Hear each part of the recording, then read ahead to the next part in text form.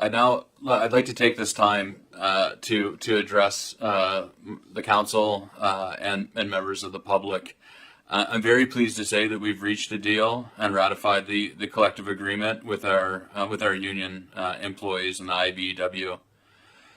This morning, I'm filled with gratitude that our valuable employees will be returning to work. Gratitude that their loved ones will sleep more soundly with the conclusion of this process. Gratitude that we can reinitiate the important infrastructure projects and begin to call our temporary workers back to work. Gratitude that our administrative staff worked tirelessly over the holidays to prepare materials for our council needed so that we could make a well-informed decision to direct these labor negotiations. Gratitude that my team members here in this council stood with me and stood together as we worked through this challenging process. We're a new team, we're learning together, we're committed to our community and the well-being of our employees. But to be frank, I'm also unsettled. I'm unsettled by a number of public allegations and unsubstantiated claims and personal attacks towards some of the region's employees. Everyone in our community deserves to be respected. Everyone in this organization deserves to be respected. And as your mayor, I need to ensure that all employees, including non-unionized staff and management of this organization, receive that respect. Specifically, our CIO, Pam Lovelace, and our Director of Engineering and Public Works, Adam Grant, received an incredible amount of personal attacks throughout the later stages of this process as it became contentious. And I understand it was an emotionally charged process, but we as a community, we need to do better. If you as an employee of the organization or a member of the broader community have a complaint against a staff member at the region, I encourage you to bring those complaints forward so that appropriate action can be taken, so that we can learn, so that we can improve with your help.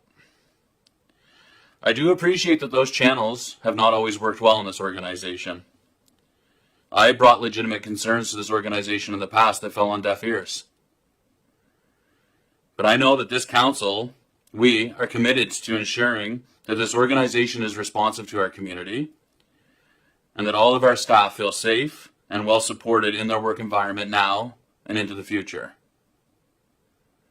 I have absolutely no interest in silencing anyone.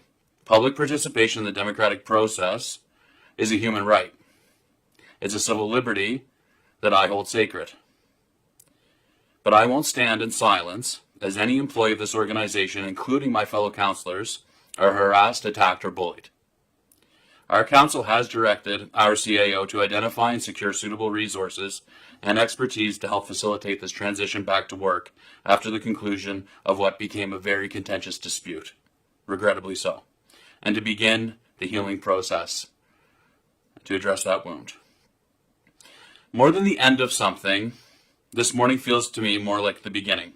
It feels like the start of an era where we begin to take strides toward a future in which the region can be an employer of choice, a future in which the region is responsive and aligned to our broader community that we serve. In the weeks to come, our team here on council will go through a process of establishing a strategic vision, priorities, and guiding principles of this organization. And I have faith that we will realize a bright future for Queens with your support and by working together. But it will take time. There's much work to be done. The relationship between the region, our employees, and the community is not one of trust, respect, and collaboration. However, this council that you, the people, have elected is committed to providing the strong leadership to making the next wise decision, to facilitating the healing process, and to laying the foundation for a positive, constructive path forward. I'd like to thank all of our employees for their ongoing efforts and commitment to this organization. I'd also like to thank you, the residents of Queens, for your advocacy, and I invite you to stay engaged as we move forward. Thank you.